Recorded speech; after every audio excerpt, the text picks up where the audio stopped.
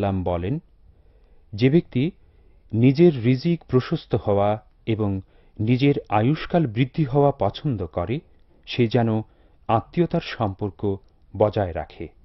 সহি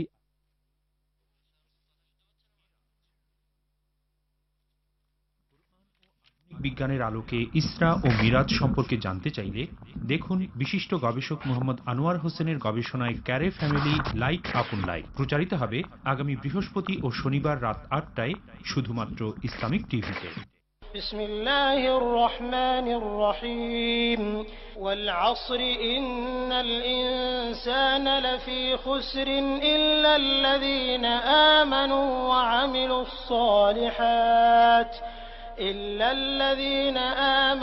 وعملوا الصالحات وتواصوا بالحق وتواصوا بالصبر.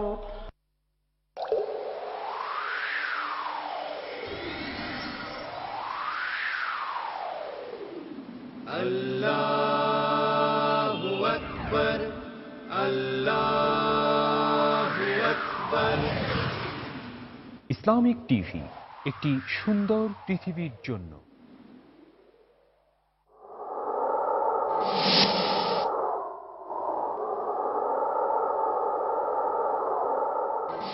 অনেক অনেক মগ, শত কাজে যত মগ, অনেক পাহাড়ি সব মগ,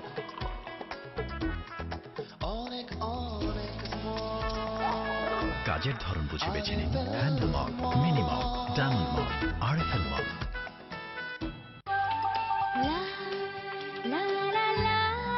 সম্পূর্ণ প্রাকৃতিক উপাদানে তৈরি botanic aroma herbal face wash, herbal রূপচর্চায় বাংলাদেশের গৌরব। ইবনে সিনা নিশ্চিত করে সেরা মান, কম খরচে আমাদের আন্তরিক সেবা নিন। অযথা বাড়তি খরচ কেন করবেন? তাই ইবনে সিনা স্বাস্থ্য সেবায় পথ প্রদর্শক।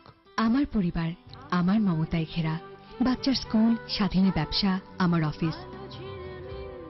আমি খুব নিশ্চিন্ত, কারণ ও সাথে থাকে।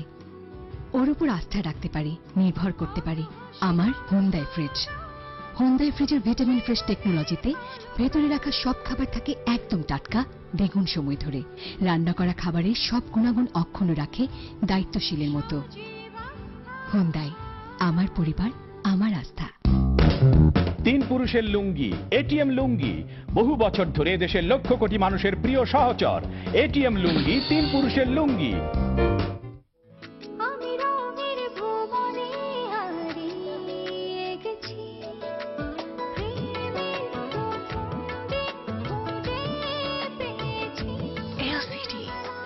LED 3D TV,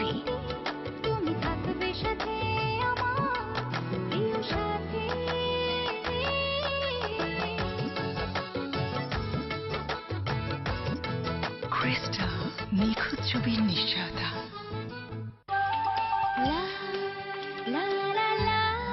সম্পূর্ণ প্রাকৃতিক উপাদানে তৈরি botanic aroma herbal face wash, herbal রূপচর্চায় বাংলাদেশের গৌরব। সুন্দর ডিজাইন, মজবুত হাতল, সুন্দর বাকেট, আরএফএল ডিলাক্স বাকেট। وما أرسلنا من قبلك إلا رجالا نوحي إليهم فاسألوا أهل الذكر إن كنتم لا تعلمون بالبينات والزبر وأنزلنا إليك الذكر لتبين للناس ما نزل إليهم ولعلهم يتفكرون. السلام عليكم ورحمة الله وبركاته. الحمد لله رب العالمين والصلاة والسلام على سيد الأنبياء والمرسلين وعلى آله وأصحابه أجمعين. আম্মা বাদ। সুপ্রিয় দর্শক, আপনাদের সকলকে আমন্ত্রণ জানাচ্ছি আমাদের নিয়মিত আয়োজন, আমাদের সবার প্রিয় অনুষ্ঠান টিচিএল জেনারেল অনুষ্ঠানের আজকের সরাসরি পর্বে। আশা করছি আপনারা সকলেই ভালো আছেন, সুস্থ আছেন। কাছে এবং দূরে, দেশে ও বিদেশে যে যেখানে বসে আমাদের আজকের অনুষ্ঠান দেখছেন, আপনাদের সকলকে সাদর আমন্ত্রণ জানাচ্ছি এবং সেই সাথে আল্লাহ সুবহানাহু ওয়া তাআলা শুকর গুজার করছি, যিনি আমাদেরকে এই অনুষ্ঠানটি আপনাদের খেদমতে উপস্থিত করার তৌফিক এনায়েত করেছেন। প্রিয় দর্শক, আমরা আজও আপনাদের সামনে হাজির হয়েছি আপনাদের জীবন ঘনিষ্ঠ বিভিন্ন প্রশ্নের উত্তর প্রদান করার জন্য। ইসলামী শরিয়ার আলোকে আপনাদের জীবন ঘনিষ্ঠ বিভিন্ন প্রশ্নের জবাব প্রদান করবেন আজকের আয়োজনে খ্যাতিমান আলেমীদ্বীন বিশিষ্ট ইসলামী চিন্তাবিদ ও শিক্ষাবিদ মুহতারাম ডক্টর আবু বকর মোহাম্মদ জাকারিয়া। আসসালামু আলাইকুম। ওয়ালাইকুম আসসালাম ওয়া রাহমাতুল্লাহি ওয়া বারাকাতুহু। আলহামদুলিল্লাহ, ভালো আছি। প্রিয় দর্শক, আমরা শুরু করছি আল্লাহ তাআলার নাম নিয়ে। আপনারা প্রশ্ন করুন, আশা করব আপনারা অবশ্যই নিয়মগুলো মেনে চলবেন। আর তা হচ্ছে টেলিভিশনের ভলিউম কমিয়ে প্রশ্ন করবেন এবং সর্বোচ্চ 1-2টি প্রশ্ন এর ভিতরে সীমাবদ্ধ রাখার চেষ্টা করবেন। মুহতারাম দর্শক আছেন, আমরা প্রশ্ন নিচ্ছি। আসসালামু আলাইকুম ওয়া রাহমাতুল্লাহ। ওয়ালাইকুম আসসালাম ওয়া রাহমাতুল্লাহ। জি বোন, আপনার নাম বলে প্রশ্ন করুন। জি বলুন। আমার প্রথম প্রশ্ন হচ্ছে যে একজন ব্যক্তি কতটুকু জায়গা ভ্রমণ করলে সে মুসাফির হবে, আর সে মুসাফির অবস্থায় মানে কিভাবে কসর নামাজটা আদায় করবে, সেক্ষেত্রে কি সুন্নত আর নফল সালাত আদায় করবে নাকি শুধু ফরজ সালাতটাই আদায় করবে? আর আমার 2 নম্বর প্রশ্ন হচ্ছে যে কোরআন শরীফের ভেতর তো বিভিন্ন ধরনের চিহ্নের কথা উল্লেখ আছে, যেমন সোয়াদ, জিম, হা, এগুলো অনেক থাকে। তো সেখানে আবার অনেক সময় বলা থাকে যে থামার জন্য নির্দেশ করে, আবার অনেক সময় না থামার জন্য নির্দেশ করে, আবার অনেক সময় বলে যে উভয়টাই জায়েজ। আবার এমন কথা উল্লেখ আছে যে কত চিহ্নের মধ্যে না থামলে কুফরি হওয়ার সম্ভাবনা আছে। তো এই চিহ্নগুলো কি সঠিক কিনা, এটা মানে এটা শরীয়তে কি ঠিক আছে চিহ্নগুলোর কথা, যে আমি একটু জানতে চাচ্ছি। আর আমার 3 নম্বর প্রশ্ন হচ্ছে যে সাল্লাল্লাহু আলাইহি ওয়াসাল্লাম তো একটা দরুদ, যেটা আমি আপনাদের টেলিভিশনের মাধ্যমে শুনতে পাইছি, তো এটা পড়লে কি দরুদ ইব্রাহিমের মানে সমানতা পাওয়া যাবে কিনা?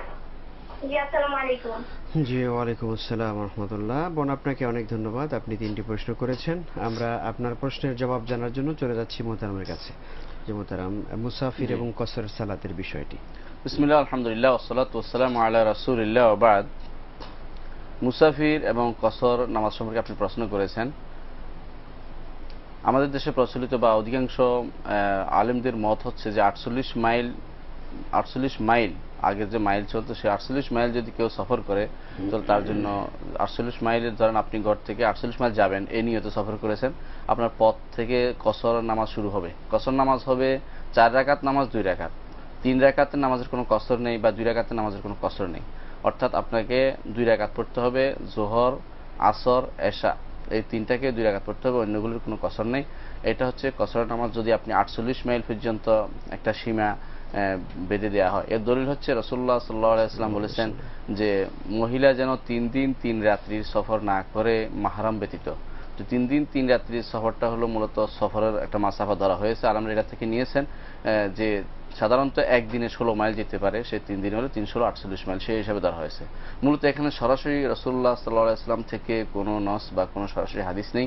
সেই হিসাবে কোনো আলেম বলে থাকেন যে যেটাকে সাধারণত মুসাফির সফর মনে করে সেটা সফর হবে, যদি সেটা আরো কাছেরও হয় এবং সেখানে যাওয়া কষ্টকর হয় তাহলে সফরের রাস্তা বলে বিবেচিত হবে।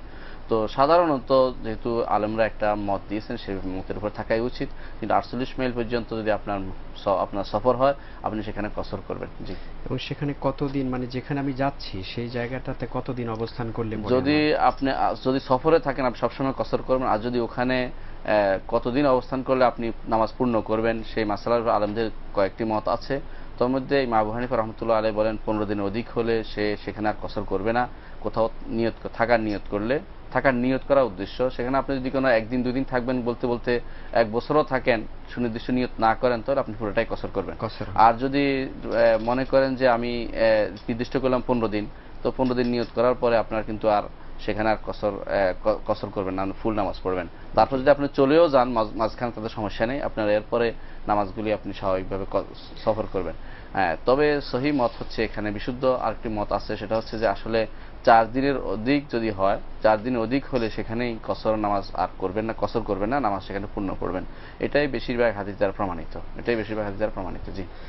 মুহতারাম, কসরের সালাতের ক্ষেত্রে সুন্নত পড়া জরুরি কিনা? হ্যাঁ, উনি যে প্রশ্ন করেছেন কসরের নামাজের বা কসরের সালাতের সময় সুন্নত পড়বে কিনা, রাসূলুল্লাহ সাল্লাল্লাহু আলাইহি ওয়াসাল্লাম সফরের মধ্যে অনেক সুন্নত নফল নামাজ পড়েছেন। জি, প্রশ্ন নিয়ে আসছি।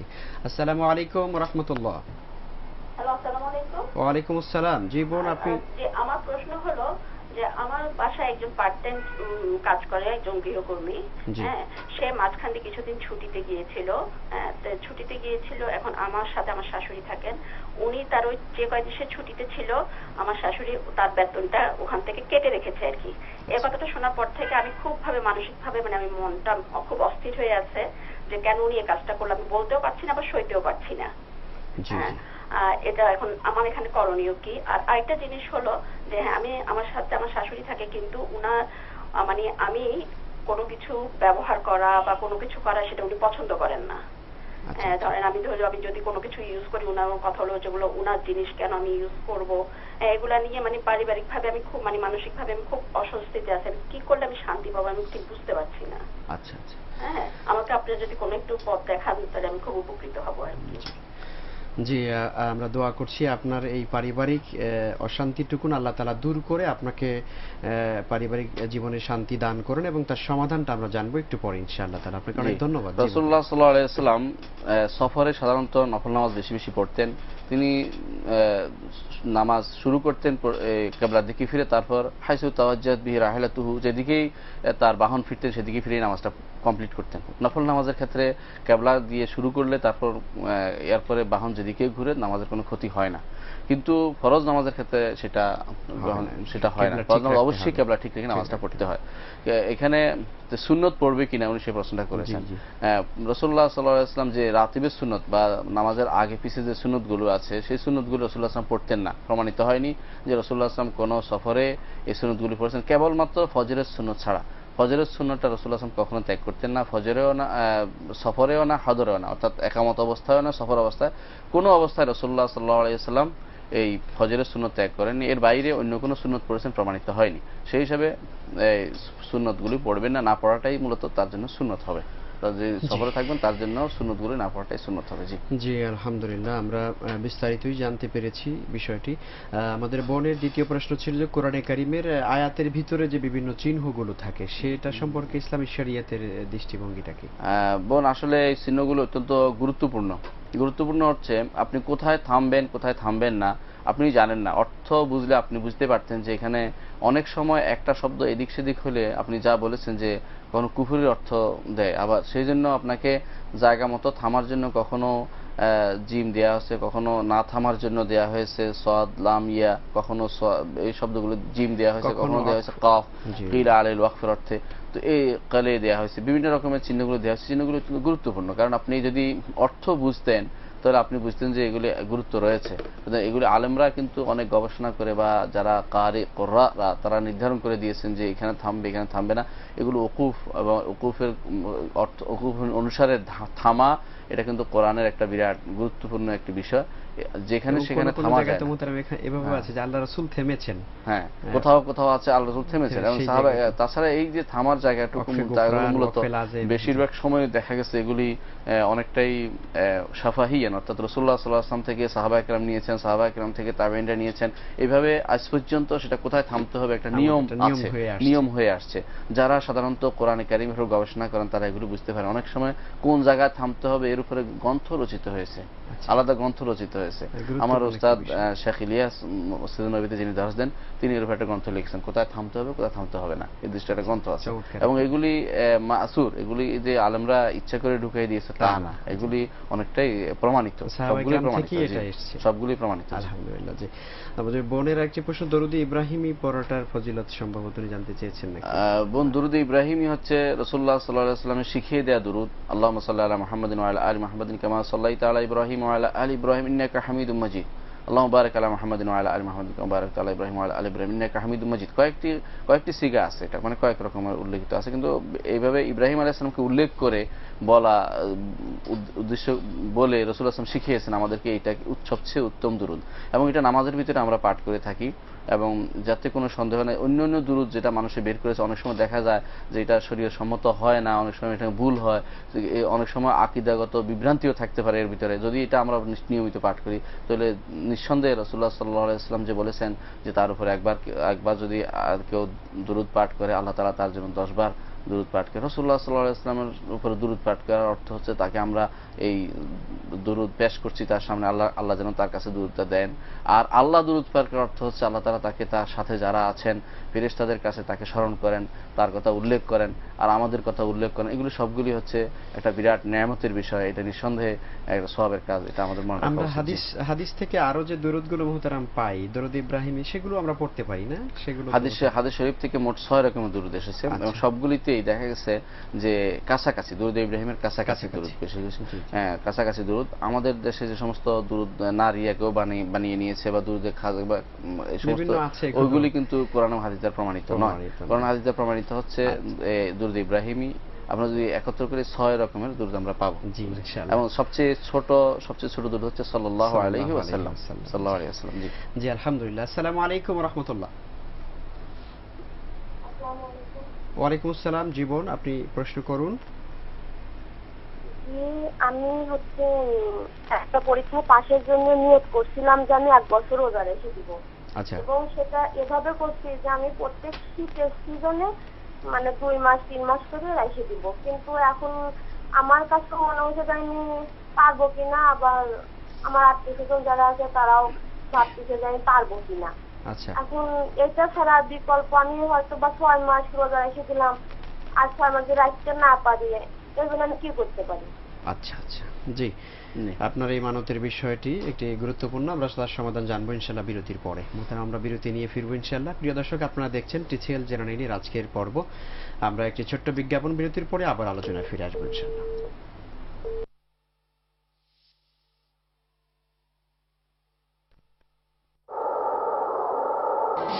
অনেক অনেক মগ, শত কাজে যত মগ,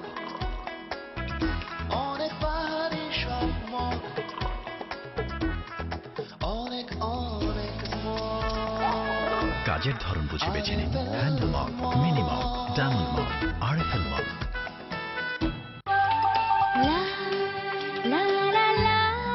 সম্পূর্ণ প্রাকৃতিক উপাদানে তৈরি botanic aroma herbal face wash, herbal রূপচর্চায় বাংলাদেশের গৌরব।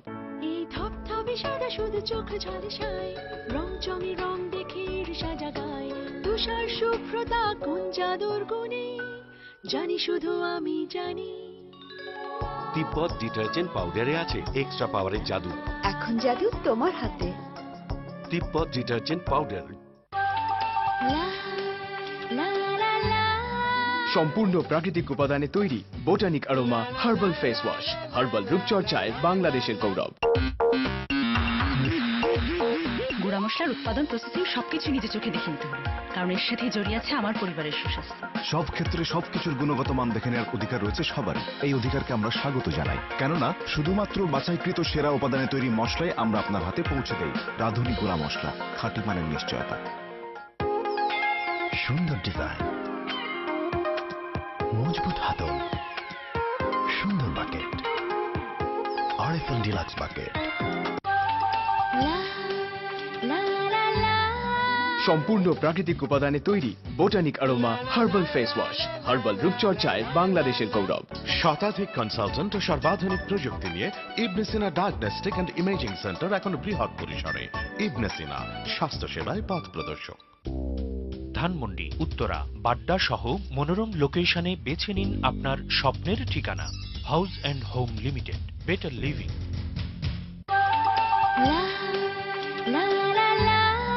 সম্পূর্ণ প্রাকৃতিক উপাদানে তৈরি botanic aroma herbal face wash, herbal রূপচর্চায় বাংলাদেশের গৌরব।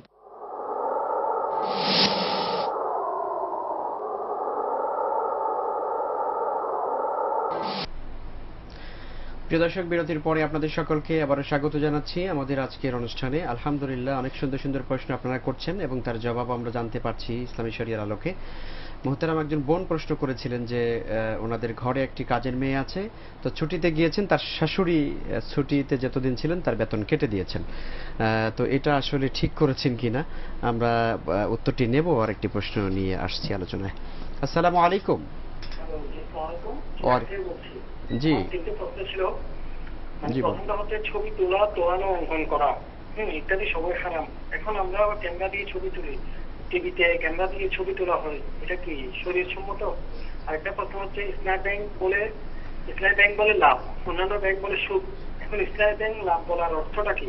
লাভটা কিভাবে হচ্ছে? একটা প্রশ্ন হচ্ছে শবে মেরাজ, শবে বরাত সম্পর্কে নামাজ, সূরা দোকানের 2 অথবা 3 নং আয়াত সম্পর্কে আলোচনা করা হয়েছে। এটা কি শবে বরাত সম্পর্কে নাকি শবে কদর সম্পর্কে?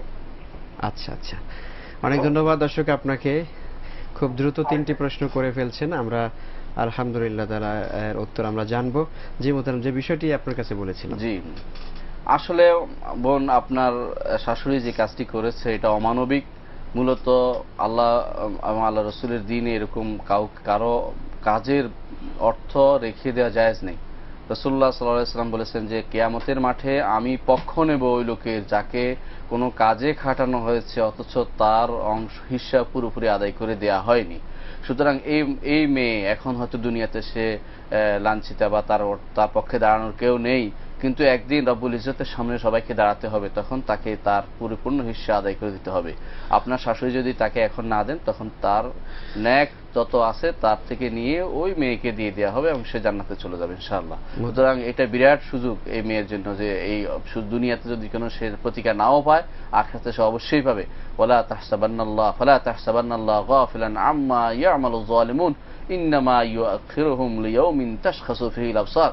যারা জালেম তারা যেন মনে না করে যে আল্লাহ বুঝি গাফেল হয়ে গেছে, আল্লাহ দেখছে না তাদের অবস্থা। না, কখনো নয়। আল্লাহ তাদের অপেক্ষা করছেন যে এমন দিনের জন্য তাদেরকে সময় দিচ্ছে, সুযোগ দিচ্ছে, যেদিন তাদের চক্ষু চড়ক গাছ হবে, তারা দেখতে পাবে তাদের যা অন্যায় করেছে সেগুলি, তখন তারা জবাবদিহি করতে হবে।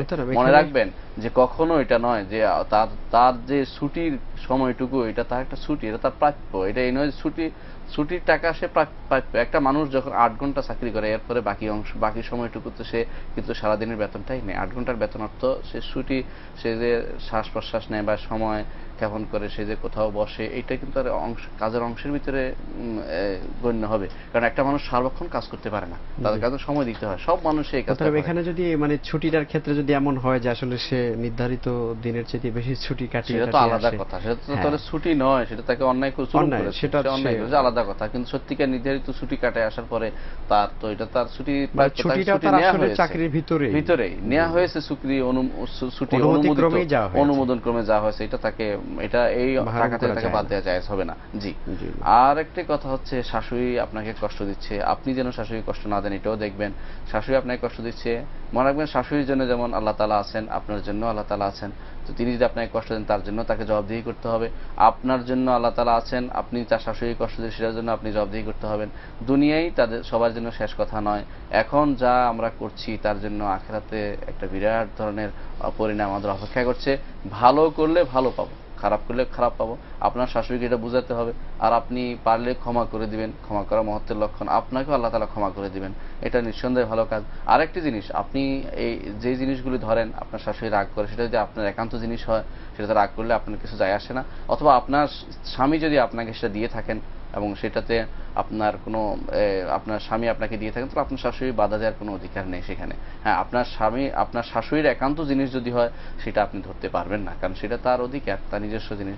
আপনার যে সমস্ত প্রয়োজন তা পূরণের জন্য শরীয়ত আপনার স্বামীকে দায়িত্বশীল করেছে। আপনার স্বামী সেটা দিতে হবে, আপনার স্বামীর সম্পদ থেকে সেটা আপনি নিতে পারবেন, আপনার শাশুড়ির সম্পদ থেকে নয়। সুতরাং সেটাও আপনাকে খেয়াল রাখতে হবে। জি জি, আল্লাহ তাআলা বোঝার তৌফিক দিন। আশা করছি বোন আপনি দুটো প্রশ্নেরই একটা দিক নির্দেশনা পেয়েছেন। তবে আমরা আপনাকেও বলবো, আপনি সবর করুন, আপনার শাশুড়ির ব্যবহারে আপনি কষ্ট নেবেন না, বরং আপনি আল্লাহ তাআলার হক এবং আপনার শাশুড়ির হক আপনি আদায় করার চেষ্টা করবেন যথাসাধ্য। এতে করে আল্লাহ তাআলা আপনাকে অনেক বরকত দান করবেন ইনশাআল্লাহ। যে মতন আমরা একটি প্রশ্ন নিয়ে আলোচনায় ফিরবো। আসসালামু আলাইকুম ওয়া রাহমাতুল্লাহ। ওয়ালাইকুম আসসালাম, মুমিনুল ইসলাম মুমিন বলছি নওগাঁ থেকে। ভালো আছেন? জি আলহামদুলিল্লাহ। মুমিনুল ইসলাম সাহেব, আপনি প্রশ্ন করুন।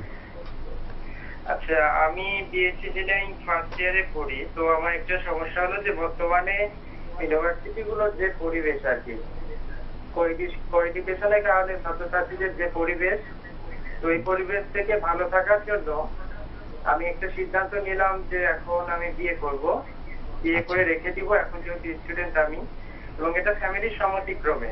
আচ্ছা। এবং বিএসসি ইঞ্জিনিয়ারিং শেষ করার পর আমি যখন জবে ঢুকবো তখন বিয়েটা উঠে নিতে যাচ্ছি।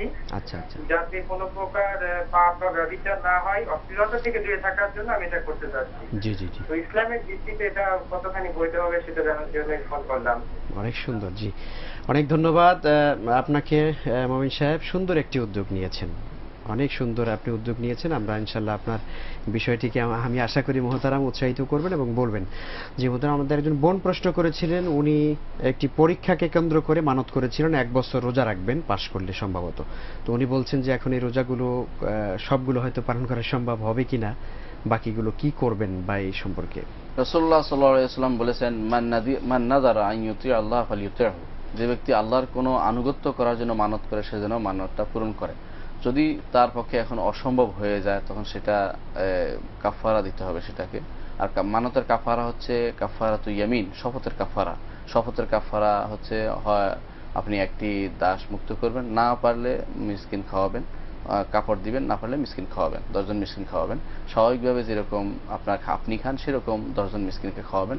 10 দিনেও খাওয়াতে পারেন, একদিনেও খাওয়াতে পারেন, এতে কোনো সমস্যা নেই। জি জি আলহামদুলিল্লাহ। আরেকজন দর্শকের প্রশ্ন ছিল ছবি তোলা, ছবি অঙ্কন করা ইত্যাদি, এগুলো তো আসলে ইসলামে হারাম। তো টিভিতে যে ছবি তোলা হয় বা এই যে ইত্যাদি ভিডিও টিডিও করা হয়, এই সম্পর্কে ইসলাম কি বলছে? আসলে ছবি অঙ্কন করা আর তোলা এর মধ্যে একদিক দিয়ে একটা পার্থক্য আছে। অঙ্কন করা যখন সেখানে সবচেয়ে বেশি একটা জিনিস করা হয় তা হচ্ছে মোদাহাত লিখালকিল্লাহ, অর্থাৎ আল্লাহ তাআলার সৃষ্টির বিপরীতে নিজ সৃষ্টি করে একটা মানসিকতা তৈরি হয়ে যায়, সেটা আসে। সেজন্য রাসূলুল্লাহ সাল্লাল্লাহু আলাইহি ওয়াসাল্লাম বলেছেন, লাআনাল্লাহুল মুসাউউরিন, আল্লাহ তাআলা যারা ছবি অঙ্কন করে তাদের উপর লানত করেছেন। লানত, এটা কঠিন, কবিরা গুনাহ। নিঃসন্দেহে যদি ছবি অঙ্কন করতেই হয় তাহলে করতে পারবে। গাছ বা এই জাতীয় যেগুলি জড় পদার্থ, ন্যাচারাল জিনিস, নদী, খাল, বিল, এগুলি ছবি আঁকতে পারবে, এগুলি কোন দোষের মধ্যে। ধান গাছ, যে সমস্ত গাছ আছে সেগুলিতে সমস্যা নেই, বা ন্যাচারাল জিনিস। কিন্তু প্রাণীর ছবি আঁকতে পারবে না। প্রাণীর ছবি আঁকলেও শর্ত হচ্ছে মাথা থাকতে পারবে না। মাথা থাকলে এটা হলো, মাথা না থাকলে এটা আর আল্লাহর সাথে হলো না, মানে আল্লাহ তাআলার সৃষ্টির সাথে সামঞ্জস্য বিধান বা তার সাথে সৃষ্টির বিপরীতে দাঁড়ানোর কোনো তার প্রবণতা লক্ষ্য করা গেল না, এরকম অবস্থা। সুতরাং সেটা করা যাবে, সেটা করা যাবে। কিন্তু যদি ছবি মাথা দেয়া হয় বা মুখ আঁকা হয় কষ্ট করে, তাহলে এটা কিন্তু জায়েজ হবে না এবং গুনার কাজ হবে, অত্যন্ত বড় গুনার কাজ হবে। কারণ লানত করেছেন রাসূলুল্লাহ সাল্লাল্লাহু আলাইহি ওয়াসাল্লাম। আর যে ছবি উঠানো প্রয়োজনের ব্যতীত ছবি উঠানো জায়েজ নেই দুই কারণে। এক কারণ হচ্ছে এটা ইসরাফ। ইসরাফ অর্থ হচ্ছে অতিরিক্ত খরচ। আল্লাহ তাআলা কোরআনে কারীমে উল্লেখ করেছে মুসরিফিন সম্পর্কে, ইন্নাল্লাহা লা ইউহিব্বুল মুসরিফিন বলেছেন যে আল্লাহ তাআলা যারা ইসরাফ করে, বাড়তি খরচ করে, তাদের পছন্দ করেন না। আবার কোরআন কারীমে আল্লাহ তাআলা এটাও বলেছেন, ইন্নাল মুবাযযিরিনা কানু ইখওয়ানাশ শায়াতিন, যারা ইসরাফ করে তারা শয়তানের ভাই, বাড়তি খরচ করে। সুতরাং এটা করা যাবে না। দ্বিতীয়ত কারণে করা যাবে না, এটা এমনিতে হারাম যে বিনা প্রয়োজনে উঠানো, এটা অনেকটাই স্মৃতি বা এই জাতীয় জিনিস যে কারণে মূলত শিরকের উৎপত্তি হয়। এখনো দেখা যায় অধিকাংশ সময় কেউ কেউ প্রতিকৃতি তৈরি করে রাখে, পরবর্তীতে আসে সে প্রতিকৃতিতে পুষ্পমাল্য অর্পণ করে এবং তারা মনে করছে যে এটা বুঝি তারা কোনো সম্মান করছে। এই সম্মান তো শিরকের সম্মান, এই সম্মান শরীয়ত কখনো গ্রহণযোগ্য মনে করে না। অর্থাৎ এই জাতীয় ছবি এঁকে রেখে দেওয়া বা এই জাতীয় ছবির ফ্রেমে বাঁধাই রেখে দেওয়া শরীয়তে জায়েজ নেই, কখনো সেটা জায়েজ হতে পারে না। কিন্তু প্রয়োজন যেটা, যেমন আমরা এখন কথা বলছি, ছবি উঠাচ্ছি, এটা মানুষকে জানানোর জন্য, বা আপনি ছবি তুলছেন, পাসপোর্ট করছেন বিদেশ যাওয়ার জন্য, এই জাতীয় প্রয়োজন শুধুমাত্র জায়েজ। প্রয়োজনের বাইরে কোনো ছবি তোলা কোনো ক্রমেই জায়েজ নয়। জায়েজ নয়। জি জি মুহতারাম, এখানে দর্শকের একটু বিষয় ছিল যে টেলিভিশনের ছবিটা, মানে আমরা যেটা টেলিভিশন ছবিটা কিছু নেই আসলে, প্রতিবিম্ব না, এটা কিন্তু প্রতিবিম্ব আসছে। আমি ঘরে কথা বললো আপনি শুনতেন যেরকম, এখান থেকে আপনি মেশিনে শুধু আপনি শুনতে পাচ্ছেন, এখানে কোনো ছবি উঠানো হয় না, এখানে কোনো ছবি উঠানো হচ্ছে না। জি উনি আরেকটি প্রশ্ন করেছেন যে ইসলামী ব্যাংক এবং অন্যান্য ব্যাংকগুলোর মধ্যে মানে পরিভাষাগত শুধু পার্থক্য, আসলে মৌলিক পার্থক্য নেই এরকম বলে থাকেন। না ভাই, কথাটা ঠিক নয়, সম্পূর্ণ ভুল। এটা একটা ভুল ধারণার উপর নির্ভরশীল। আমাদের দেশে অধিকাংশ মানুষ এই ভুলের উপর নির্ভরশীল। তারা মনে করে যে ইসলামী ব্যাংক লাভ বলে, অন্যরা সুদ বলে। কথাটা এরকম নয়। আমরা একটু প্রশ্ন নিয়ে আসছি। জি আসসালামু আলাইকুম ওয়া রাহমাতুল্লাহ। ওয়া আলাইকুম আসসালাম ওয়া রাহমাতুল্লাহ। জি আমি বগুড়া থেকে আব্দুল সুবহান বলছি। জি সুবহান সাহেব, টেলিভিশনের ভলিউম কমিয়ে প্রশ্ন করুন। হ্যাঁ, আমি ভলিউমটা মিউট করে দিয়েছি একবারে। আমার প্রশ্ন হচ্ছে যে আমি যদি কাউকে আসসালামু আলাইকুম বলি, জি, আর আমি এবার তার উত্তরে, বা সে যদি উত্তরে বলে আসসালামু আলাইকুম, জি জি, তাহলে কি এটা উত্তর হবে নাকি আমাকে ওয়ালাইকুম আসসালাম বলতেই হবে? আচ্ছা আচ্ছা, এটাই শুধু আমি একটু জানার জন্য।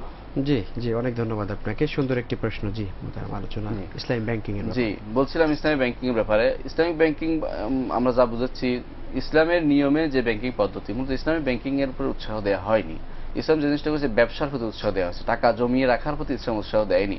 ইসলাম সবসময় উৎসাহ দিয়েছে মানুষকে কাজে লাগানোর জন্য, যে টাকা দিয়ে ব্যবসা করে, ব্যবসা দিয়ে মানে কাজে লাগে।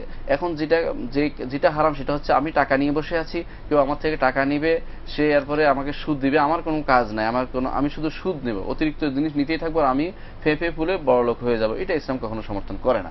ইসলাম হচ্ছে যে আমার টাকা নিবে, সেও শ্রম দিবে, আমার টাকা নিয়ে ব্যবসা করবে, ব্যবসা করে সে যতটুকু লাভ হবে, এই ব্যবসার পরে যে লাভটা হবে, ব্যবসার পরে যে লাভটা সেটা ভাগাভাগি করে কত পার্সেন্ট নির্ধারণ করে, একটা কমিটি আছে, কমিটি নির্ধারণ করে কত পার্সেন্ট দিবে মানুষকে, সে নির্ধারণ করে দেওয়া হয়, সেটা জায়েজ, সেটা ইসলাম রাসূলুল্লাহ সাল্লাল্লাহু আলাইহি ওয়াসাল্লাম সেটা করেছেন, রাসূলুল্লাহ সেটা করেছেন, নিজে খাদিজার সম্পদ দিয়ে তিনি সে মুদারাবা সিস্টেমে ব্যবসা করেছেন এবং তার সাহাবায়ে কেরাম সেটা করেছেন, তাবেঈনরা সেটা করেছেন। ইসলামের প্রথম যুগ থেকে আজ পর্যন্ত সেই ব্যবসা পদ্ধতি চালু আছে, সেটা হচ্ছে মুদারাবা, অর্থাৎ মুদারাবা বলা হয় এই জন্য যে যেহেতু ইয়াদরিবুনা ফিল আরদ জমিনের মধ্যে সফর করে, অর্থাৎ ব্যবসা করে, ব্যবসার জন্য কষ্ট করে, সেখানে লাভ লোকসানের ভিত্তিতে আসে, সেটার উপর যা আসে, যদি এক জায়গায় লোকসান হয় 10 জায়গায় লাভ হয়, সুতরাং একজন লাভ লোকসান বেশি হয় না, কম হয়, এই জন্য তারা শেষ পর্যন্ত লাভের অঙ্কটাই বেশি গণে।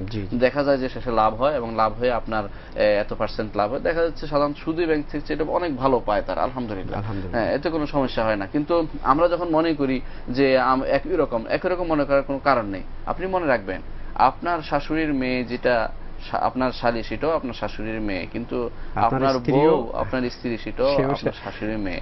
একটা কালেমা পড়া বউ আর একটা হলো আপনার জন্য হারাম। তো একটা হালাল একটা হারাম, পার্থক্যটা বুঝতে হবে যে একটাকে আপনি শরীয়ত মোতাবেক কাজে খাটাচ্ছেন, সেটা আপনার জন্য জায়েজ, আর একটা শরীয়ত মোতাবেক নয়, সেটা আপনার জন্য জায়েজ নয়, সেটা হারাম। একই মুরগি জবাহ যদি মানে আল্লাহু আকবার বলে তাহলে এটা হালাল, তাহলে এটা হালাল হয়, আর যদি আল্লাহু আকবার না বললে হারাম হয়, হারাম হয়। শরীয়ত মোতাবেক চলতে হবে। জবাইটা কিন্তু একই জবাই, দেখতে একই, ছুরি একটা, মানুষও একটা, কিন্তু আল্লাহু আকবার পার্থক্য। কিন্তু এখানে পার্থক্য আছে, ব্যবসা করলে সেটা জায়েজ হবে, সে যেই করুক, সেটা যদি ইসলাম ব্যাংক না করুক, আপনি করলো, দুইজন তিনজন মিলে ব্যবসা করুন, সেটা জায়েজ হবে।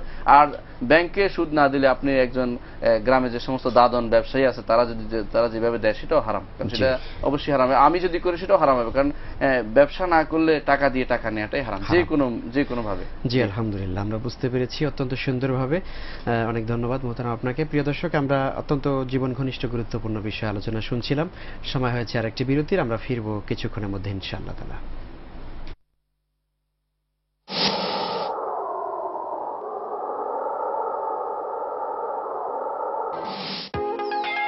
সুন্দর ডিজাইন, মজবুত হাতল, সুন্দর বাকেট, আরএফএল ডিলাক্স বাকেট। দাঁত শক্ত মজবুত থাকলে কনফিডেন্স তো এমনি আসে, তাই AMPM toothpaste. AMPM toothpaste, fresh breath energy. এখন দাঁত আরো শক্ত আর আমি আরো কনফিডেন্ট। সম্পূর্ণ প্রাকৃতিক উপাদানে তৈরি botanic aroma herbal face wash, herbal রূপচর্চায় বাংলাদেশের গৌরব। অনেক অনেক মগ, শত কাজে যত মগ, অনেক পাহাড়ি সব মগ, অনেক অনেক মগ। কাজের ধরন বুঝে বেছে নিন handle mug, mini mug, diamond mug, RFL mug. আম্মু, আমাকে নতুন জামা কিনে দাও না। 2 দিন পর পর নতুন জামা, যা এখান থেকে। নতুন জামা? আবার নতুন জামা? 2 দিন পরেই তো পুরনো হয়ে যাবে। এই নাও চাকা ওয়াশিং পাউডার, আর পুরনো হবে না। এর অ্যাক্টিভ গ্রানুলস ও ফটো ক্যাটালিস্ট কাপড় ধোয় যত্নের সাথে, তাই কাপড় থাকে নতুন দিনের পর দিন। চাকা ওয়াশিং পাউডার। ইবনে সিনা নিশ্চিত করে সেরা মান, কম খরচে আমাদের আন্তরিক সেবা নিন। অযথা বাড়তি খরচ কেন করবেন? তাই ইবনে সিনা স্বাস্থ্য সেবায় পথ প্রদর্শক। সম্পূর্ণ প্রাকৃতিক উপাদানে তৈরি botanic aroma herbal face wash, herbal রূপচর্চায় বাংলাদেশের গৌরব। সুন্দর ডিজাইন, মজবুত হাতল, সুন্দর bucket, RFL deluxe bucket. Makeup complete, এবার হেয়ার। কোন স্টাইল? আমার চুলের যা গ্রোথ, তাতে মাথা ঠান্ডা রেখে hair style impossible. Possible? What? হ্যাঁ, চুলের স্বাস্থ্য ফিরিয়ে আনে ড্রাগো বোটানিয়ার পুষ্টি, যা মাথা ঠান্ডা রাখে আর চুল করে তোলে আরো ঘন, কালো, মসৃণ, যাতে আপনি হয়ে ওঠেন যে কোনো হেয়ার স্টাইলের জন্য fit. Wow, what a cool style! মাথা ঠান্ডা রাখার নতুন উপায়, তিব্বত কদুর তেল, আপনার অল পারপাস হেয়ার এক্সপার্ট। সম্পূর্ণ প্রাকৃতিক উপাদানে তৈরি botanic aroma herbal face wash. Herbal রূপচর্চায় বাংলাদেশের গৌরব। গুঁড়া মশলার উৎপাদন, প্রসেসিং সবকিছু নিজে চোখে দেখে নিতে হলো, কারণ এর সাথে জড়িয়ে আছে আমার পরিবারের সুস্বাস্থ্য। সব ক্ষেত্রে সবকিছুর গুণগত মান দেখে নেওয়ার অধিকার রয়েছে সবারই। এই অধিকারকে আমরা স্বাগত জানাই, কেননা শুধুমাত্র বাছাইকৃত সেরা উপাদানে তৈরি মশলাই আমরা আপনার হাতে পৌঁছে দেই। রাঁধুনি গুঁড়া মশলা, খাঁটি মানের নিশ্চয়তা। অনেক অনেক মগ, শত কাজে যত মগ, অনেক বাহারি সব মগ, অনেক অনেক মগ। কাজের ধরন বুঝে বেছে নিন handle mug, mini mug, diamond mug, RFL mug.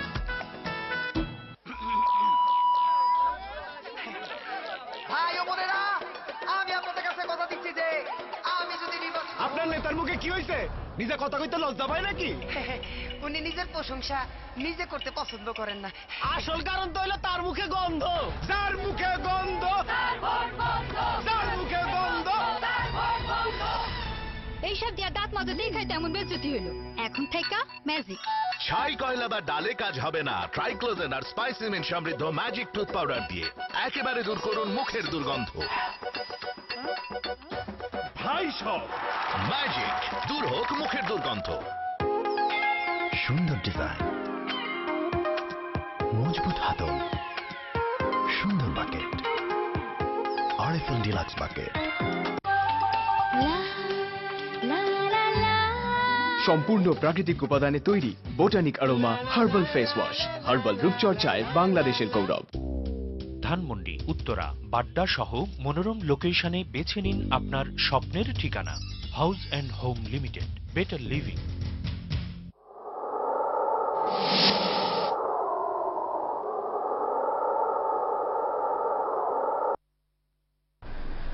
প্রিয় দর্শক, আলহামদুলিল্লাহ বিরতির পরে আমরা আবার আলোচনায় ফিরে আসলাম। মুহূর্তে আমাদের বোনের প্রশ্ন ছিল 3 নম্বর প্রশ্নটি, না ভাইয়ের, যে সূরায়ে দোখানের ভিতরে যে আয়াতে কারিমা বলা হয়েছে সেই আয়াতটা কি আসলে বরাত সম্পর্কে নাকি কদর সম্পর্কে, সে বিষয়টা আমরা আসছি। আরেকটি প্রশ্ন নিয়ে আসছি। আসসালামু আলাইকুম ওয়া রাহমাতুল্লাহ। আসসালামু আলাইকুম ওয়া রাহমাতুল্লাহ। ওয়া আলাইকুম আসসালাম। জি হ্যালো। জি আমরা শুনছি, দর্শক আপনি প্রশ্ন করুন। হ্যাঁ, আমার প্রশ্ন হলো এটা যাকাত নিয়ে আর কি। আচ্ছা। হ্যাঁ, আমার এক ভগ্নিপতি, সে বিভিন্ন কারণে অনেক দেনা হয়ে গেছে তার। জি। এবং এখন তার যে অবস্থা, এই অবস্থায় সে ওই দেনা পরিশোধ করার মতো তার কোনো অবস্থা নেই। আচ্ছা আচ্ছা। এখন তার আমার আরেক ছোট ভাইয়ের নামে আমার ওই ভগ্নিপতি কিছু লোন নিয়েছে ব্যাংক থেকে। ওই টাকাগুলা কিছু অংশ টাকা আমাকে এখন পরিশোধ করতে হচ্ছে। আচ্ছা। কিন্তু ওই যে ভগ্নিপতিটা নিয়েছেন ওনার মানে পরিশোধ করার মতো কোনো অবস্থা নেই। উনি মানে অনেকটা দেউলিয়া পুরোটাই দেউলিয়া, ওনার কোনো অবস্থা নেই। এখন আমার প্রশ্ন হচ্ছে যে আমি কিছু কিছু পরিশোধ করার চেষ্টা করতেছি ওই ব্যাংকের লোন গুলা যেগুলো এখন মামলা হয়ে যাচ্ছে। জি জি। আমার প্রশ্ন হলো আমি জাকাতের অংশ কি ওই লোন যে পরিশোধ করছি আমার জাকাতের অংশ কি ওখানে আমি কিছু দিতে পারবো বা পুরোটা কি আমি দিতে পারবো? আচ্ছা জি জি, আমরা প্রশ্ন পেয়েছি। অনেক ধন্যবাদ আপনাকে। জি অনেক ধন্যবাদ। দর্শক, আমাদের সময় হাতে নেই, সেজন্য আমরা খুব দ্রুত শেষ করতে যাচ্ছি। জি মোহতারাম, প্রথমে অবশ্য উনি প্রশ্ন করেছেন শবে মেরাজ সম্পর্কে। তো বিষয়টা যেহেতু এই মাসের সাথে রিলেটেড, সেহেতু আমি বলতে চাচ্ছি মূলত শবে মেরাজ পালন করার কিছু নেই, কোনো নামাজ নেই, কোনো ইবাদত নেই, শবে মেরাজ পালন করার মতো কোনো কিছুই নেই। বরং রাসূলুল্লাহ সাল্লাল্লাহু আলাইহি ওয়াসাল্লাম মেরাজে গিয়েছেন, এটা হক এবং বিশ্বাস করতে হবে। তিনি কিভাবে গেছেন সেটা আল্লাহ তাআলা উল্লেখ করেছেন, কোরআনে কারিমে রাসূলুল্লাহ সাল্লাল্লাহু আলাইহি ওয়াসাল্লাম হাদিসে উল্লেখিত হয়েছে, এবং কি কি দেখেছেন সেটা বর্ণিত হয়েছে, সেগুলো বিশ্বাস করতে হবে। এবং এটা আমাদের মনে ধারণ করতে হবে যে এটা একটি অলৌকিক কাজ এবং এটা মুজিজা বা কারামা, আর রাসূলের জন্য এটা মুজিজা, এটা বিশ্বাস করতে হবে। কিন্তু এখানে আমাদের ইবাদতের কোনো কিছুই নেই, কোনো ইবাদতের কোনো রাতও নেই, নির্ধারণ করে কোনো ইবাদত করা যাবে না, এটা বিশ্বাস করতে হবে। আমরা কি মোহতারাম মেরাজের আলোচনা করতে পারি কিনা বা রাসূলের সিরাত আলোচনা হিসেবে? জি, এটা মূলত এমনি মেরাজের ঘটনা এই সময় উল্লেখ করে সবাইকে জানিয়ে দিতে পারেন, কিন্তু এটা সুনির্দিষ্ট দিনে নয়। যেহেতু বিষয়টা এই মাসে হয়েছে বলে বা কাছাকাছি হয়েছে, আমরা বেশি বেশি আলোচনা করতে পারি, সময়ে আমরা একাধিক মত রয়েছে, সুতরাং সুনির্দিষ্ট দিনে না, আমরা যে কোনো সময় মেরাজের আলোচনা করতে পারি। জি অনেক শুকরিয়া।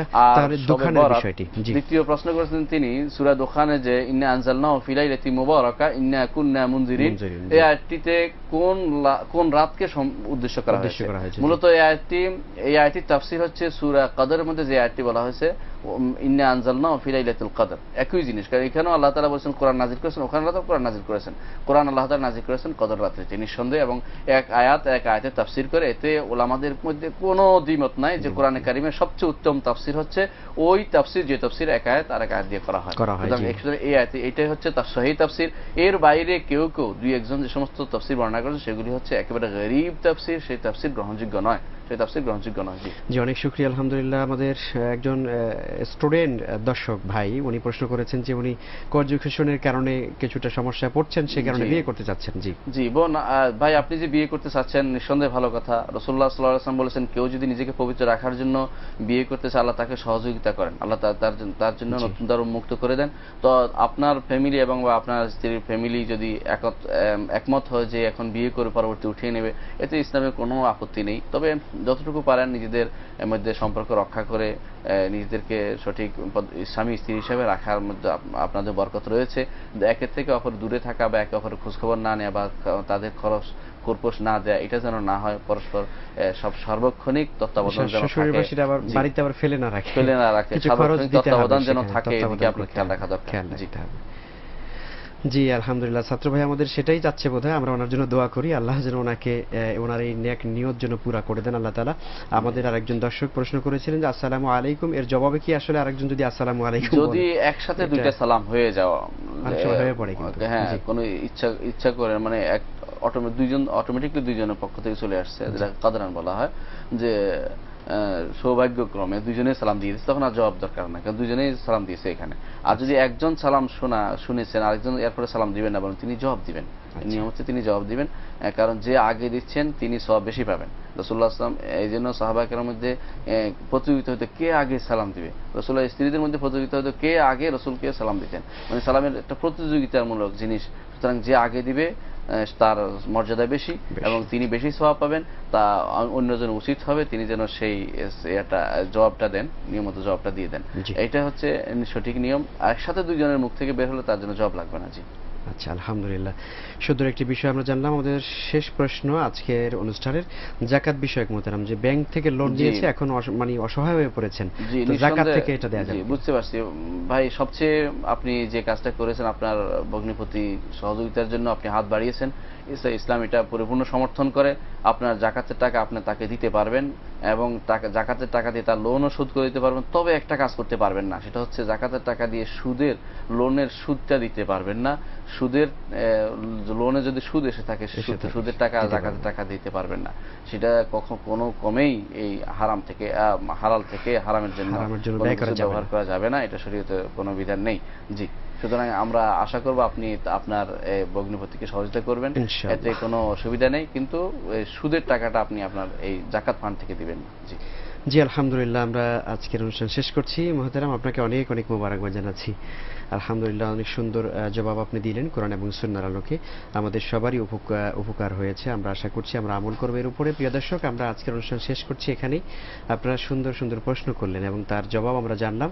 আল্লাহ রাব্বুল আলামিনের দরবারে দোয়া করি আল্লাহ যেন আমাদের সকলকে এই জানা বিষয়গুলোর উপরে আমল করার তৌফিক দেন এবং সেই সাথে জীবনের প্রতিটি ক্ষেত্রে, প্রতি সময়ে, প্রতি মুহূর্তে আল্লাহ তাআলার দ্বীন মেনে চলে দুনিয়ার জীবনে শান্তি এবং আখিরাতে নাজাতের ব্যবস্থা আল্লাহ যেন আমাদের সকলের করে দেন, সেই দোয়া কামনা করে আমরা আজকের অনুষ্ঠান এখানে শেষ করছি। আকুলু কাওলি হাযা আস্তাগফিরুল্লাহ লি ওয়া লাকুম ওয়া লিসাইরিল মুমিনিনা ওয়াল মুসলিমিন। আসসালামু আলাইকুম ওয়া রাহমাতুল্লাহি ওয়া বারাকাতুহু।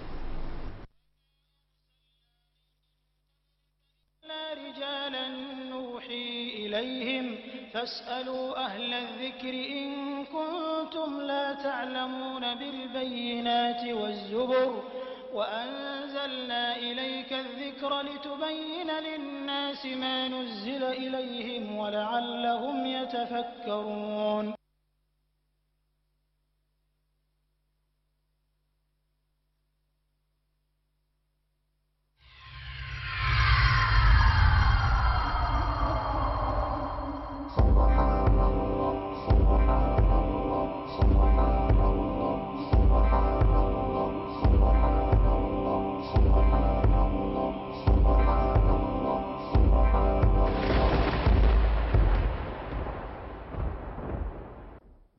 ইসলামিক টিভি, একটি সুন্দর পৃথিবীর জন্য।